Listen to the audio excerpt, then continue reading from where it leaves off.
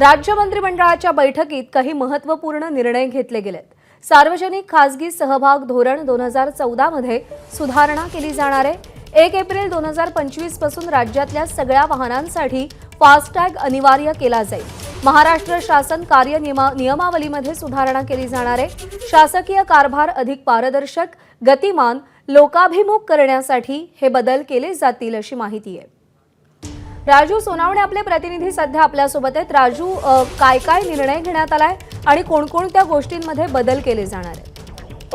अगदी पाहतो आपण मंत्र्यांची बैठक सुरू आहे आणि या बैठकीमध्ये महत्त्वाचे काही निर्णय घेतले जाणार आहेत।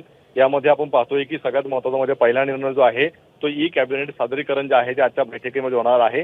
यापुढे पेपरलेस कॅबिनेट करण्यासाठी जे आहे ते राज्य सरकार ई कॅबिनेट करणार आहे। त्यामध्ये सगळे प्रस्ताव जे काही विषय असतील ते सगळे मंत्र्यांना अधिकाऱ्यांना ऑनलाईन दिले जाणार आहे। त्याचं सादरीकरण होईल आणि कदाचित पुढच्या कॅबिनेटपासून ई कॅबिनेटला सुरुवात होणार आहे।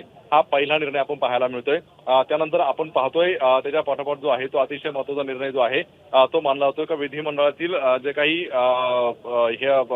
आपण पाहतोय की मंत्र्यांच्या बैठकीमध्ये पेपरलेस केल्यानंतर दुसरा निर्णय जर आपण पाहिला तर महाराष्ट्र शासन कार्यनियमावलीमध्ये सुधारणा करण्यासाठी आजच्या मंत्रिमंडळामध्ये धोरण निश्चित केलं जाणार आहे। यामध्ये आपण पाहतो की सगळ्यात महत्त्वाचं मुख्यमंत्री असतील, मंत्री असतील, राज्यमंत्री असतील, कॅबिनेटचे अधिकार असतील, मंत्री परिषदेचे अधिकार असतील किंवा अधिकाऱ्यांचे अधिकार या संदर्भातलं जे आहे ते धोरण निश्चिती होणार आहे।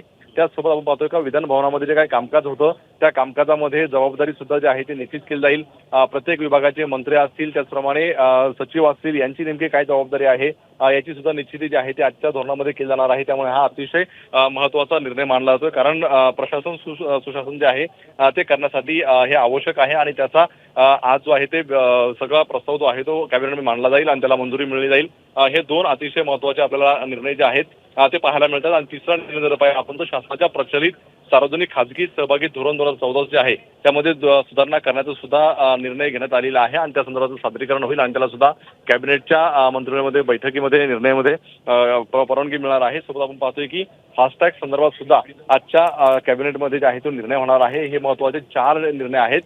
काही वेळामध्ये कॅबिनेट संपेल आणि त्यानंतरची घोषणा केली जाईल। मात्र हे 4ही निर्णय आपण पाहतोय की अतिशय महत्त्वाचे मानले जातोय। राजू, धन्यवाद दिलेल्या माहितीसाठी। एबीपी माझा, उघडा डोळे बघा नीट।